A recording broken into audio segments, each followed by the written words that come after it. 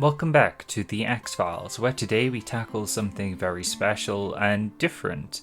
If you're unfamiliar with these videos, I tend to run through cancelled manga from Weekly Shonen Jump, but for the first time ever we'll be stepping outside the bounds of that magazine to discuss something different.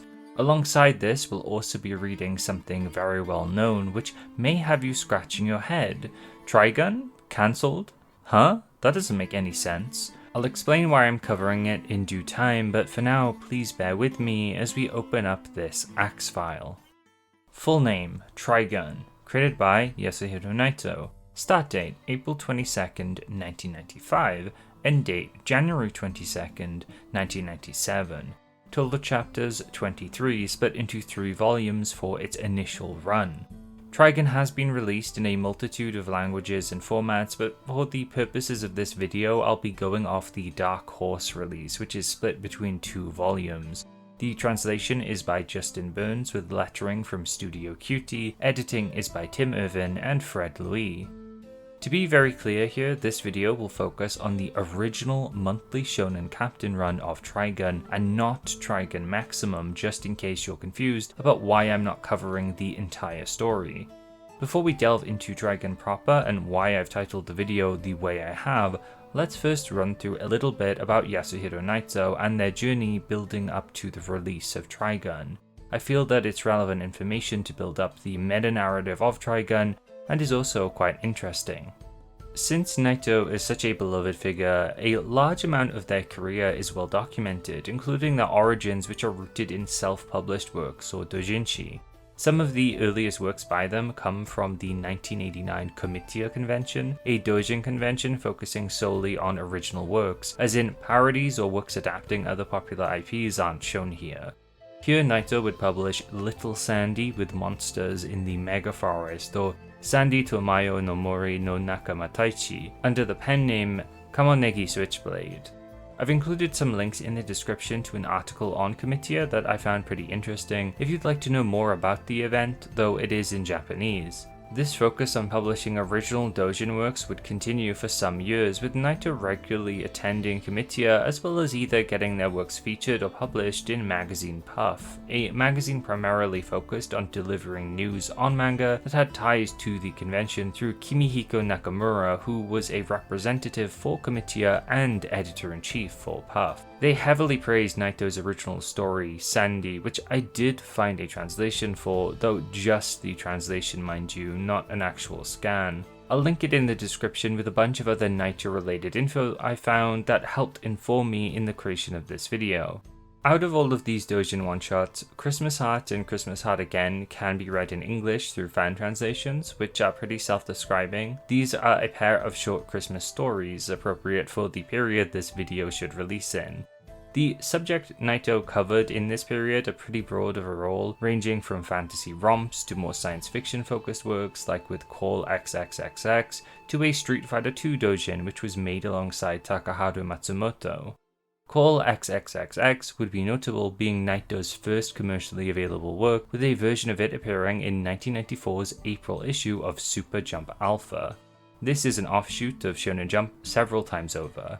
Super Jump was already meant to be a special version of that magazine, aimed at a slightly more mature audience, and Alpha seemed to compound that. That's really neither here nor there, but I do find it interesting that Nightow was dangerously close to a magazine I primarily cover on the channel.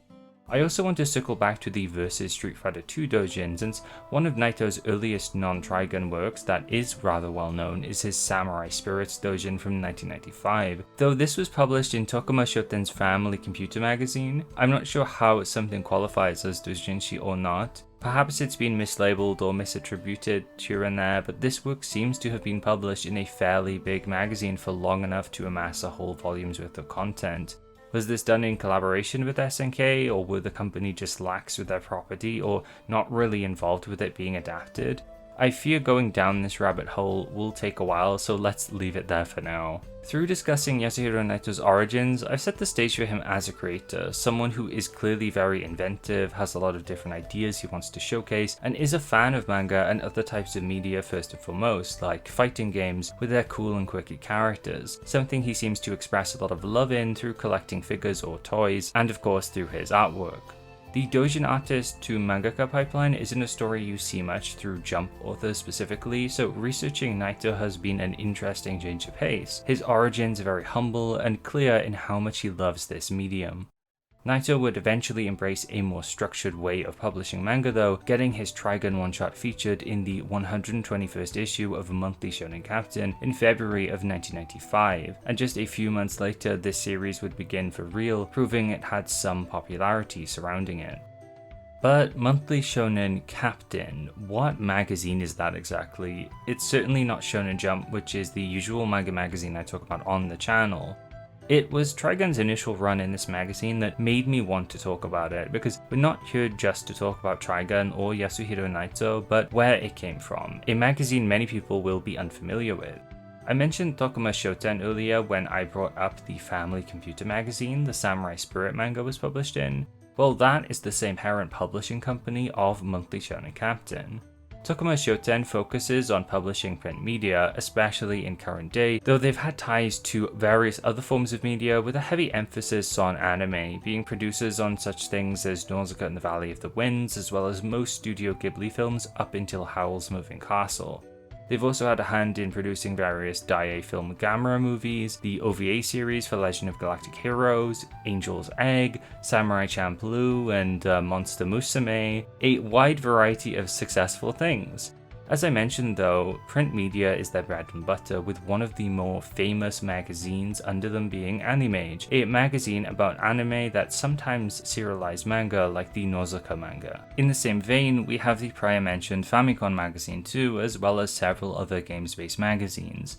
For manga magazines, the ones you're likely to recognize are Monthly Comic Xenon, now passed on to Comics, but it was the location where a variety of old Jump manga spin-offs resided for a time. Think authors like Tsukasa Hojo with City Hunter or Tetsuo Hara and Bronson's Fist of the North Star. Works by them or spin-offs of their work are aplenty here. There's also Monthly Comics Ryu, which had a tumultuous history of being suspended and coming back, with it now being an online-only publication with a few notable titles under its belt. Why have I gone on a detour yapping about the other magazines published by Tokuma Shoten? Well, it's kind of interesting to see how things connect to each other, but also I think it illustrates the type of manga or media the company chose to invest in.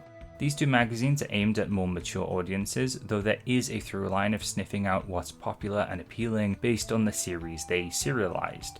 I think this matches up with the connections to Studio Ghibli and the other magazines they're tied to as well. There's a lot of mass appeal here. Just by looking at Monthly Comics Ryu too, they aren't afraid to shelve a magazine if it's not doing well, which is a hint at the fate of Shonen Captain. Shonen Captain began in January of 1985 and published an issue every single month. From my limited research into the magazine, it was really a hodgepodge of everything, though many fantasy and science fiction works stand out, especially towards the end of the magazine's lifespan where anime OVA tie-ins would get more and more common. Notable examples are Armitage 3, El Hazard, and Burn Up W.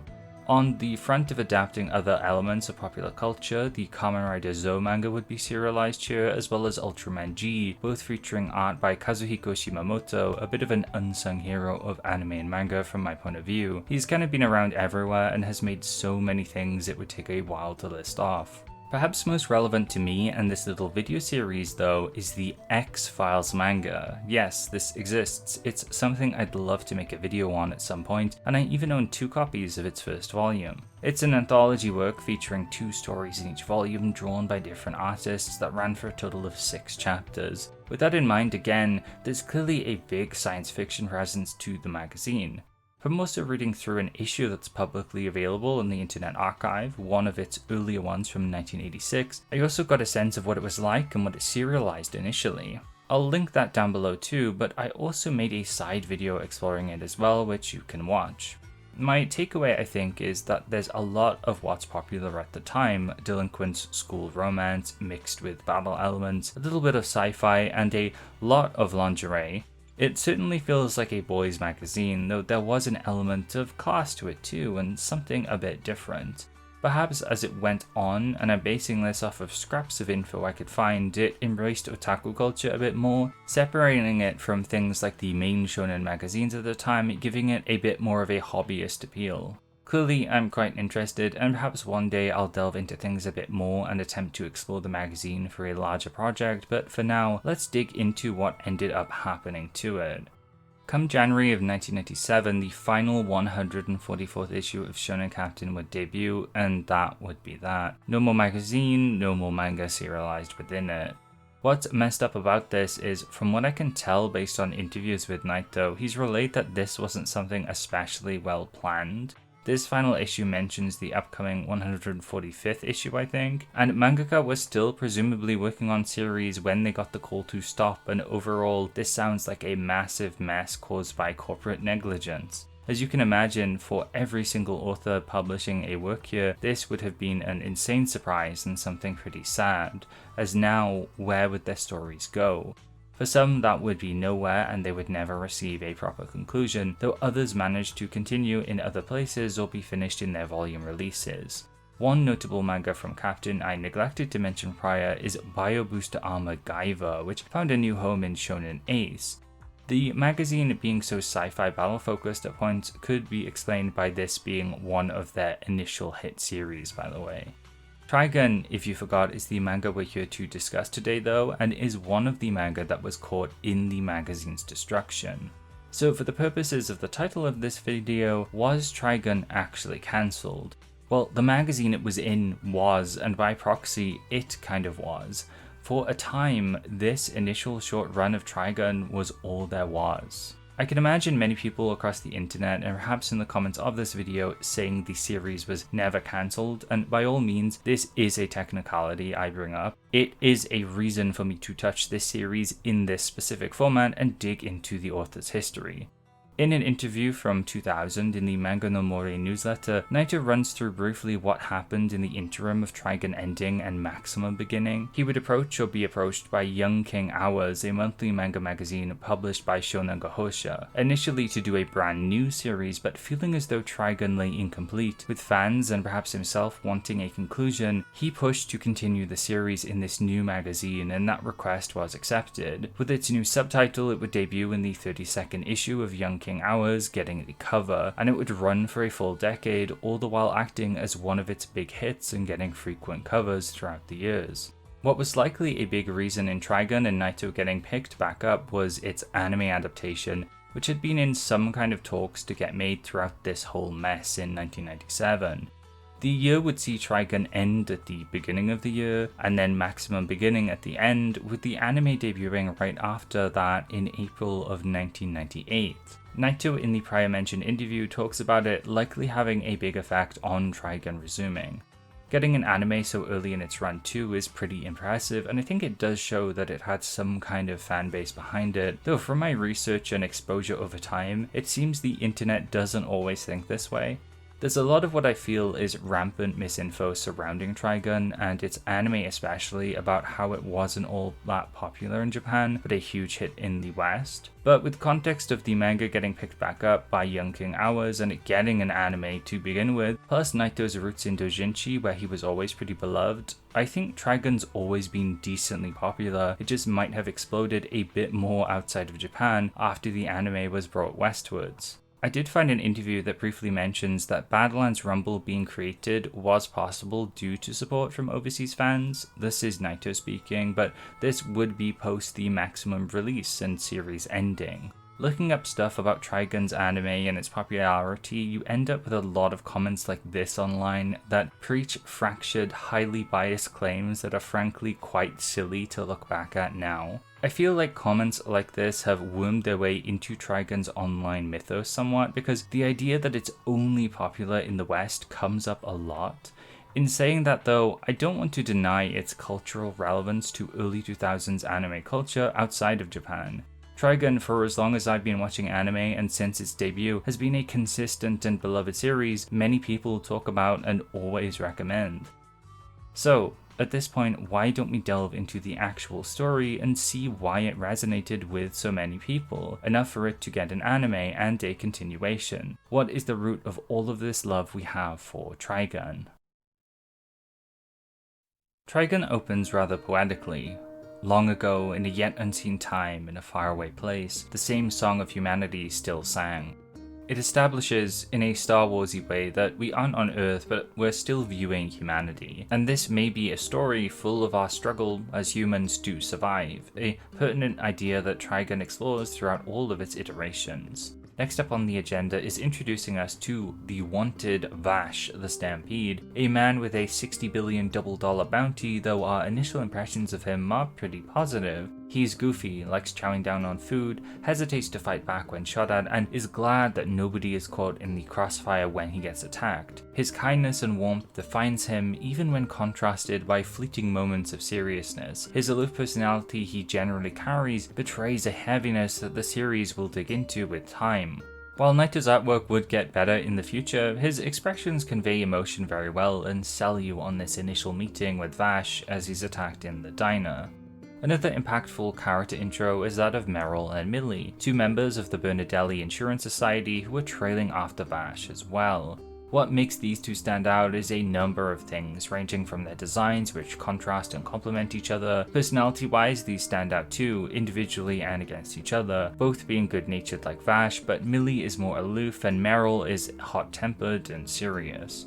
You get the impression when meeting them that they aren't your typical bandit, bounty hunter, or outlaw looking for Vash, and I find their actual reason for tailing him hilarious. They're just trying to prevent damages by Vash so their employer doesn't have to send out as many insurance payouts. It's such an odd and different profession and motivation for a set of characters to have.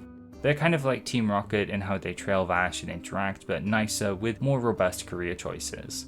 I kind of bring them up now because I do feel they add a lot to the series as comedy elements, but also as a civilian, boots on the ground kind of perspective on Vash. Sadly though, the both don't get touched on too much. They're around here and there, but their general story isn't explored in much detail here.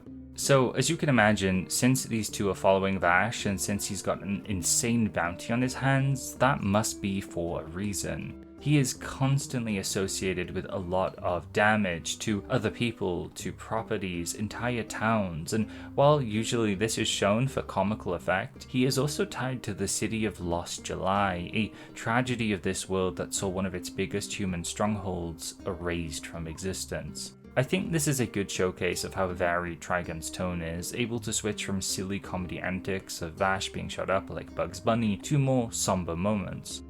Trigun likes to revel in an angst now and then, in the sad path Vash has walked prior, which he hides with his upbeat attitude. He's depicted as a hero, a good person, but what truly cements him as a lovable character is his heart, which he shows when conflict arises and when human life is on the line. We get to see this in the first arc, where he faces off against a few members of the Nebraska family. There's a goofiness to them in their designs and actions, but when people are about to die due to their violence, Vash has to step up with a stern face. His philosophy is truly introduced here. He refuses to let anyone die, himself, innocents, even the perpetrators of these bad deeds, and the Nebraskas challenge him on this, pointing out that a time will come where he'll have to take a life if he follows this path, and that he uses violence himself as a means to save others anyway.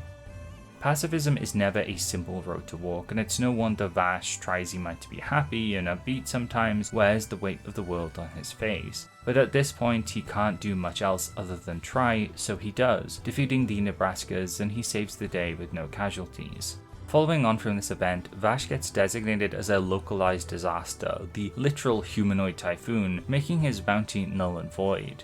This is both extremely comical, like how can a mere dude be classified as a force of nature? That's really funny, but it's also rad as hell. Bro is a literal storm, an earthquake. You cannot stop him, he will just cause damage around him. Thus, Millie and Meryl attempt to tag along with him from this point, though Vash makes a point of thugging it out on his lonesome, still an ever-cautious individual who fears he'll get others in danger, though this is a great gateway for comedy as the two chase after this little rat. And speaking of rats, look at this cat, it's very cute. I don't have much to say other than that every single time it popped up, it made me very happy. Onward to the next arc, it initially puts a bunch of focus on sand steamers and builds out Trigun's world a bit more. It's been pretty consistent at this since its beginning, letting us in on the world's origins, the plants, its mix of Wild West frontier towns and rusted science fiction gadgetry. I'm not sure if the anime ever hid this aspect, but I remember being wowed at some point, realizing that this isn't Earth we're looking at. Here, it's not much of a twist though. That's not necessarily bad by any means though, as we do get this regular drip feed of world building. It can lead to moments like this as well, where Vash and another character, Kite, talk about whether or not humans arriving on the planet was a good thing, hinting at Vash's origins and acting as a pensive moment of reflection. This arc has a lot of that, building this emotional core for the series as we get glimpses into Vash's past, of a greener place and a woman called Rem. The time we spend with her is brief but memorable, with her jovially chatting to Vash in a dream. It comes across well that this person was important to him and was likely pivotal in defining who he is as a person, matching Vash's encroaching apathy with a bright optimism. The dry desert that is his home, she mirrors that to a blank ticket. This idea is interwoven into Vash's philosophy. It's the idea of second chances, of rebirth and moving on despite all the hardship. This is something quite appropriate to the series itself, having a rebirth of sorts through its transition to maximum later on down the line. While it's not fully apparent yet, there's a weight to this Rem character in the pages she does show up. Her name and being are something special to Vash clearly, so when she does say something, it does stick with you. It also helps us understand much about Vash as a character. Lots of his motivations and ways of doing things are tinged in the promises he made with Rem to not hurt others and to ultimately help them and nurture them just as she has to Vash. Though how she helped is left rather nebulous, but it does come across as though she acted as a kind and caring mother figure to Vash. Kite as a character is explored here too, connected to the sand steamer and the villain of this arc, Brilliant Dynamite's Neon. He critiques Vash in this arc. Having led a hard life of his own, he can't seem to view humanity in the same positive light, though comes around a bit after seeing Vash defend the steamer and everyone's lives. There's a reminder that peace can be achieved sometimes, that people don't have to die. Through a bunch of determination, grit, and wacky antics, as well as the belief in others, Vash pulls through once again. It's hard to put your past behind you, all the terrible things that might have happened, but the idea that you can begin again, or that your next steps ahead aren't set in stone, means you can move forward with an open heart, with hope of better things to come. That's at least what I think of when we're treated to these wide open vistas in Trigun. It's the promise of possibility. It kind of looks like nothing but a desert, but to me I see peace. It is a blank ticket.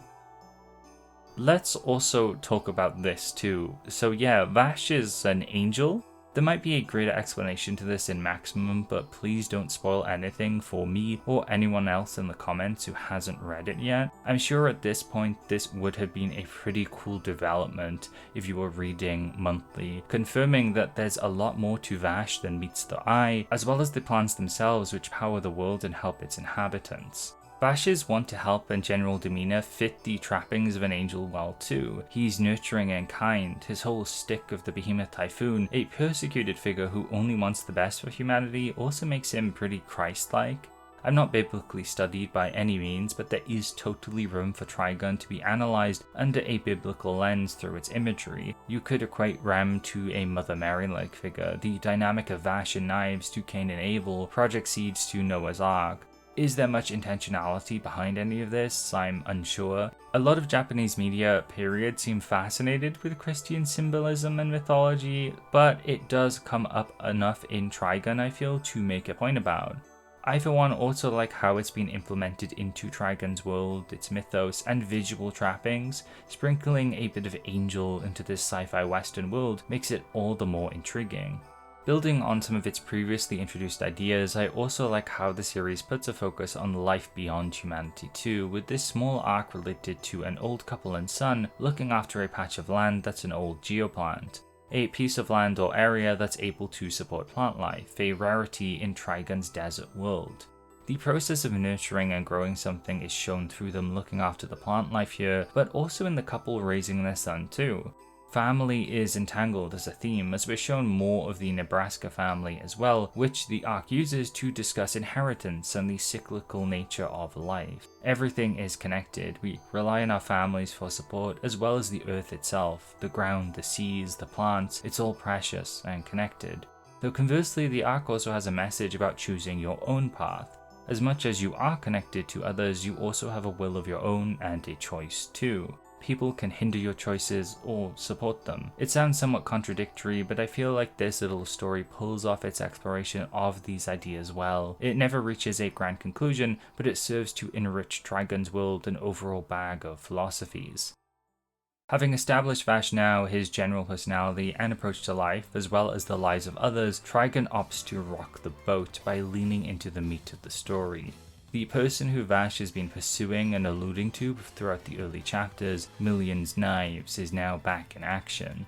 This occurs through the introduction of another character, Legato Bluesummers, a dark and somber figure, as well as very, very handsome. The exchange they have at the fountain is brilliant, showing us another side of Vash, a hypocritical side, if you will. For once with Venom, he expresses the wish to kill, that Knives killed his beloved Rem and has to pay for his sins.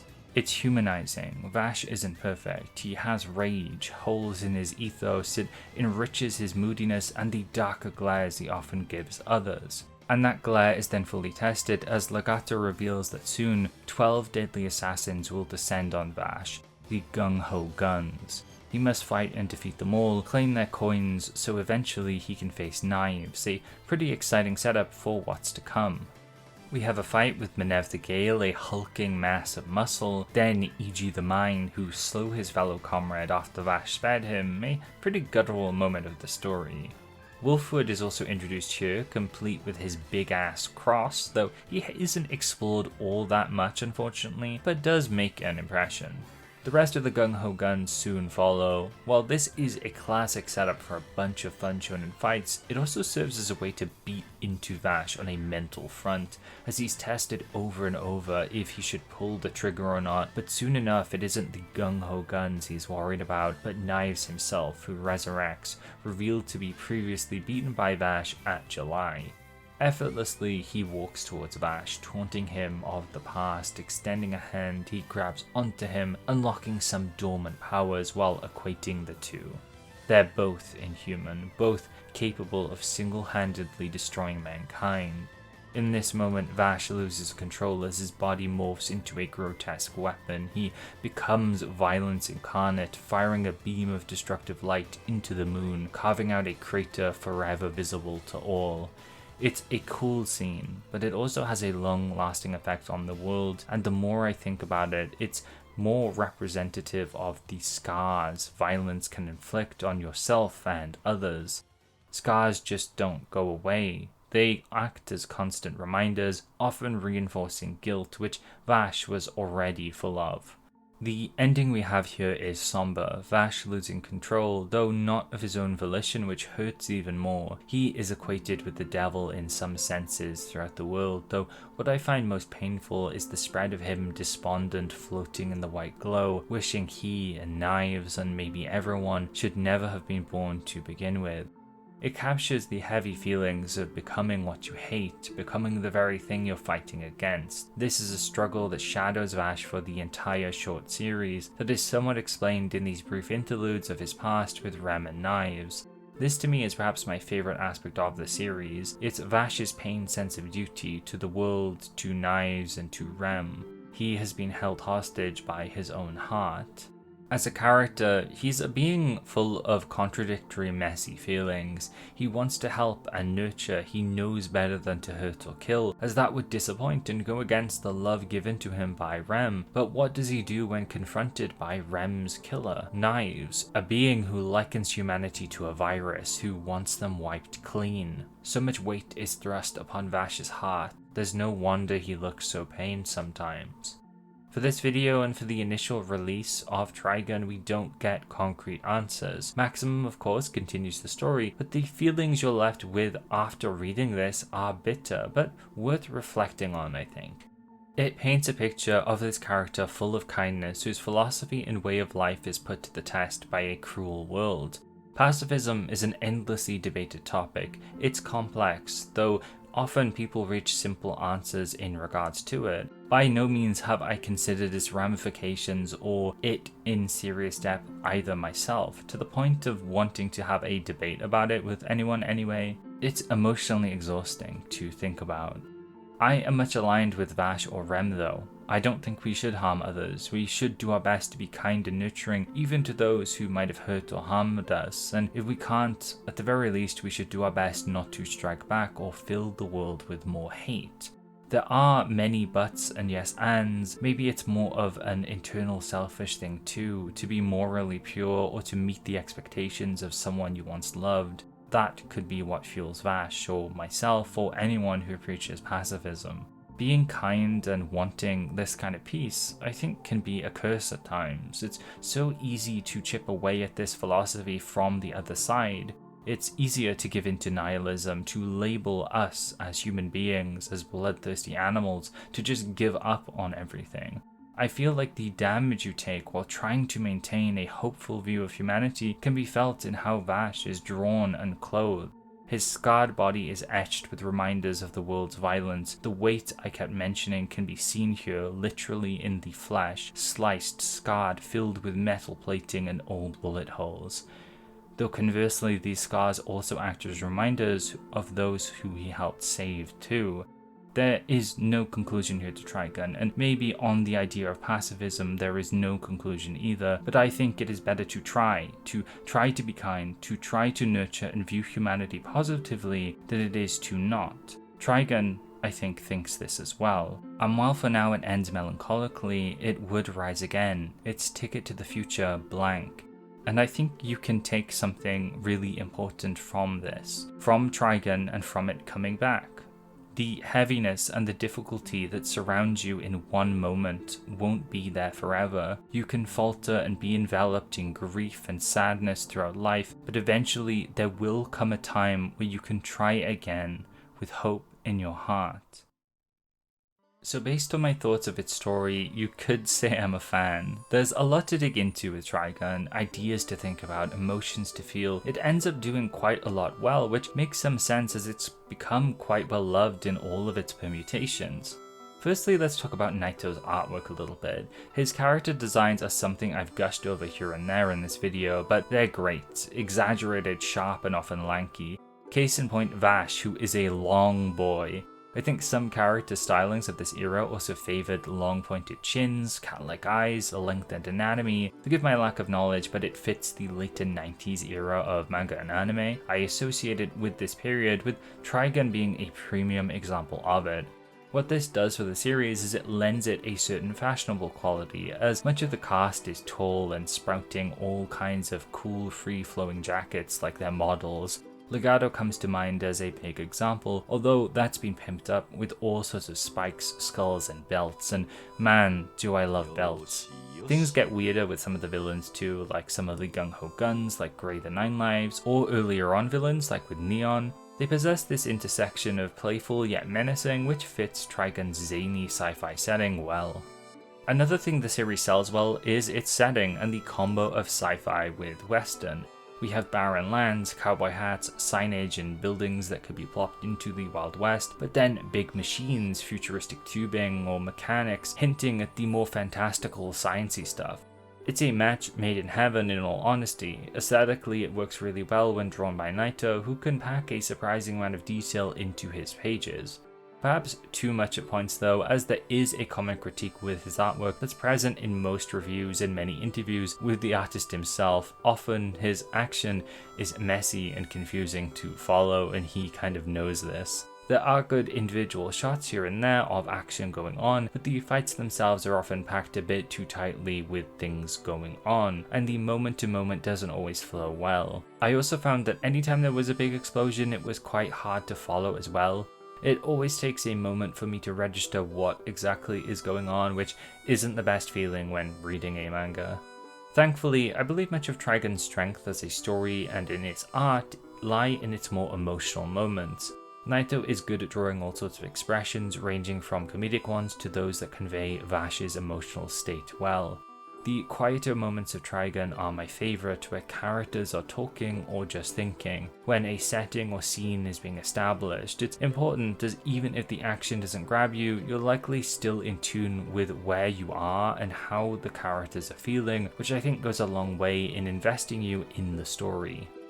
Moving away from the art elements, the strongest aspect of Trigun is definitely its cast. I've discussed at length how endearing and complex Vash is, but his companions Meryl and Millie are great too, providing us with a more civilian view of the world, comic relief, and time to reflect. The villains are also stellar, ranging from silly but memorable at the beginning with Neon and the Nebraska family, to downright ominous as well as effortlessly cool with Legato, the gung-ho guns, and of course Knives for the limited amount of time we see him. For the short time this original run of Trigun existed, I'm impressed by just how much was introduced. A couple dozen memorable characters, its world overall, the science fiction concepts like plants, Vash being angelic in nature, his arm, his backstory, and it doesn't even feel all that rushed except maybe for the end of it. It had plenty of time for downtime too, pensive moments, and funny jokes as well, making it a very well-rounded series overall. If Trigun had ended where it did, it's hard to say how it would have been viewed, though I do want to reiterate that Nightow has seemingly always had a passionate backing from his doujinshi days. If he went on to make more manga and did eventually get another successful series, I feel like Trigun would have been looked back on fondly still. Thankfully though, we did end up getting more. You've got mail. As always for these videos, I like to open up the floor to others to discuss the series in question. You've now heard of Trigun's background and my thoughts on it, but have I missed something? Are there perspectives from others that are worth engaging in? Well, let's hear out some of the fine folks from the X-Files Discord to see what they have to say. I think one of the most interesting things this time is hearing how connected people are to Trigun, with various people being longtime fans of the 98 anime, fans of the Maximum manga, and some having never experienced Trigun in any capacity. For those who came in as fans to watch the 98 anime, we have a range of responses. Horo, for example, didn't click with the manga, liking it to more of a gag series, though for others like Gnome, they were eager to see what might be different, finding its more structured approach interesting compared to the anime. Specifically, they highlight the way it explores Vash's pacifist beliefs, the comparison between Vash and Legato, and the confrontation with Knives as elements that draw you into its characters and story. You want to find out how Vash's core contradiction and philosophy will ultimately be resolved. I think this is a really compelling part of the manga that I didn't really touch on. The way it makes you invested in its central dilemma is very powerful. Kiba, another who caught it airing on Toonami back in the day, found reading it a very fruitful experience, housing the same characters they know and love, as well as an intriguing world. They do end up delving into one of Trigun's biggest issues here through its artwork. Specifically, they detail that it's hard to tell what's going on in many scenes, especially fights, but as for why, it might be due to how Nightow is trying to convey motion. Vash is a pretty speedy character, so perhaps this is what Nightow was trying to get across, but in the end it only served to muddy what was going on. There's also some critique here too on Nightow's designs being a bit samey early on, which I can totally buy too, especially having looked at his early art as well. It did take him a while, but he did end up differentiating how he drew characters, which can be seen with the gung-ho guns. I feel like they're a good example of his expanding artistic breadth as the series went on. In a few instances, there are people who specifically pointed out that they think the 98 anime did things much better than the initial manga, like Neno and Cactus, which I think is quite a fair thing to say, especially when you approach it from an art angle. Seeing the world be realized in animation, and more importantly, the characters moving in a legible and cool way, adds a lot to the series. In this vein, I think the anime being quite popular makes a lot of sense. Those characters really were born to move around and sling bullets at each other. One perspective I found quite intriguing was Jay Vaso, who comes in only having experienced the new Stampede anime, though found the original manga quite compelling, heaping praise on Vash and how well the series handles tone through him. I do agree the earlier chapters have a bit of an incomprehensible quality to them, and not just through its art. They're quite fast paced, possibly due to Nightow's experience with doujinshi prior. It has a similar quick quality to a lot of doujinshi I've read, and mayhaps Nightow was used to writing quicker stories, so it took him a while to slow down. There's also some fun comparison here between Legato's design and Seto Kaiba's later Battle City outfit as well. I definitely see the resemblance. Next we have a few reviews from fans of the Maximum manga. Gaming Ghost was surprised at how well the short original run holds up. They praise it for setting up ideas and elements that would be explored more later on down the line, and even though the art can be cramped at parts, notably they said the sand steamer fight stuck out to them as a great visual moment. Sirius notes that Trigun Maximum is one of their favourite manga of all time, and with that in mind they still adore the early stages of the series and see why it managed to grab a new lease on life. A huge reason is again Vash, who is adored by all. He is a being of contrasts, goofiness, sweetness, but also of deep sadness. Sirius found that even though the characters would be expanded on in Maximum, this is a great setup for them all. On the art front, there is a focus on Trigun's aesthetic being important to them, describing it as flashy, grungy, and electric, likening it to Guilty Gear, which I totally get, especially with all the 90s edge, belts, and the wasteland-like setting. The first game came out in '98, so I feel these are both products of their era, though I do know that Guilty Gear's sister series BlazBlue was heavily inspired by Trigun. There's some fighting game lore for you all. Back to Sirius, despite them loving Trigun aesthetically, its chaotic visuals, poor paneling, and conveyance of motion really made it a mess. Visually, it's polarizing in its construction, which explains the myriad of people who say it both looks great and bad at the same time. Rest assured, even if I don't mention it, I think the vast majority, or maybe even everyone in the comments this time, mentioned that the series art can be rough in some way or another. Another small subset of people were those who experienced Trigun in some form for the first time. Yuzakura Psycho stated that while they enjoyed the series, they couldn't really see what compelled it to become a beloved franchise. Though conversely, Nedek said while they weren't impressed at first, they found the gradual introduction of the characters, their designs, and later elements involving the gung-ho guns and angels drew them in. I do wonder what most people who haven't experienced Trigun in any form would say, since many reviews this time are tinged in prior love for the series in one way or another, and it's hard to separate yourself from something you've previously enjoyed. Chert Frumpers praises the series like many others, though specifically highlights Millie as their favourite character. She's a sweetheart and I 100% agree her design is very neat. More Millie love is appreciated. We love Millie here. To round out this little section, I wanted to highlight how enjoyable the series was to read, which seemed to be the case for many.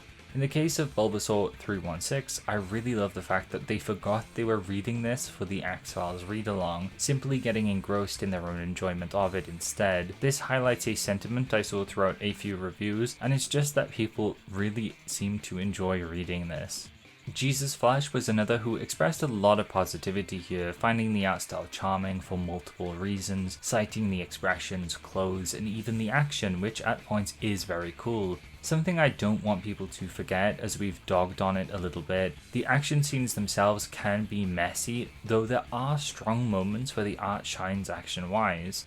Outside of the art, there's the adoration of Trigun on a foundational and conceptual level, of the world, one where humanity gets a fresh start, and of Vash too, who they say is incredibly easy to love.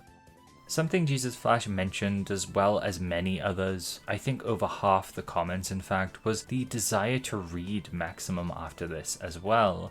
Many people expressed interest and were excited to see more of the story, with the people who have already read the series recommending others to do so. This series connected. People want more of Vash and this world, and thankfully there is more. I am totally going to read Maximum after this too, as well as Multiple Bullets, its later anthology. I'm not sure if I'll ever make another video on Trigun, but I will take my time to enjoy its actual conclusion. Finally, to wrap up, we already partially know what became of Trigun and Nightow. The anime was greenlit, debuting in 1998, deviating in its story since there wasn't much material to work with due to the cancellation of Monthly Shonen Captain. It would run for 26 total episodes and is widely considered to be a classic among classics. Trigun Maximum would debut in Shonen Gahosha's Young King Hours from 1997 to 2007, enjoying a fruitful decade-long run. Post this, we would also get the film Trigun Badlands Rumble in 2010, and in 2011 the anthology Trigun Multiple Bullets, featuring stories from a few different artists.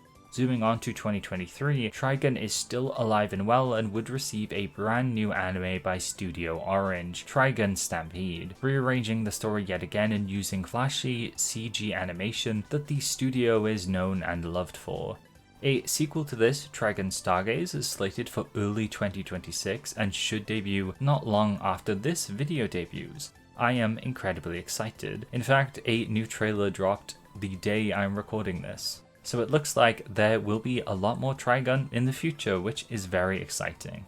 Yasuhiro Nightow hasn't only created Trigun related media though, with him having a storied career in multiple avenues. He's contributed art to numerous video games like Energy Breaker, notably Gungrave and Gungrave Overdose, which itself would get an anime, and he would even get to work on Samurai Shodown, designing the character of Kusare for Samurai Shodown 5.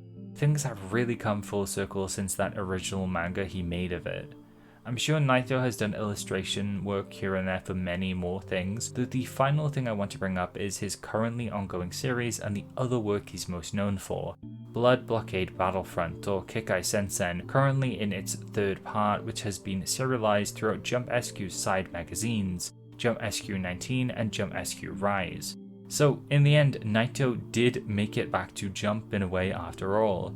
This series has been pretty successful from my understanding, holding a strong fanbase and even getting multiple seasons of anime, its first ending song being an especially ubiquitous meme at 1.2. So for once with an X-File, we have an exceptionally happy end. Not only is Nightow doing well now, but he managed to stick with Trigun to its conclusion, to the point where the mere idea that it was cancelled will confuse and perhaps enrage people who aren't aware of its history. And even with how I've laid it all out, I'm sure people will still attempt to argue semantics with me in the comments. I don't really care that much though, as it was pretty much an excuse for me to make a video on this series and view it in this specific way, which ultimately I really enjoyed doing. Trigun is a series I've been fond of for years. I've watched its anime multiple times, I really enjoyed Stampede and Badlands Rumble, so seeing its origins and all the passion Nightow poured into it fills me with joy. I hope throughout this video you learned something, or I could help foster a greater appreciation or love for this series that's so precious to many. With all of that being said, what do you think about Trigun? Do you enjoy the manga, its different anime? Are you surprised at its cancellation by proxy due to the original magazine it was in exploding? Does Monthly Shonen Captain interest you? I look forward to hearing what you have to say about all of this stuff in the comments. If you enjoyed this video, I have plenty of others covering cancelled manga, ones that were absolutely cancelled and didn't get nice ends, like Trigun.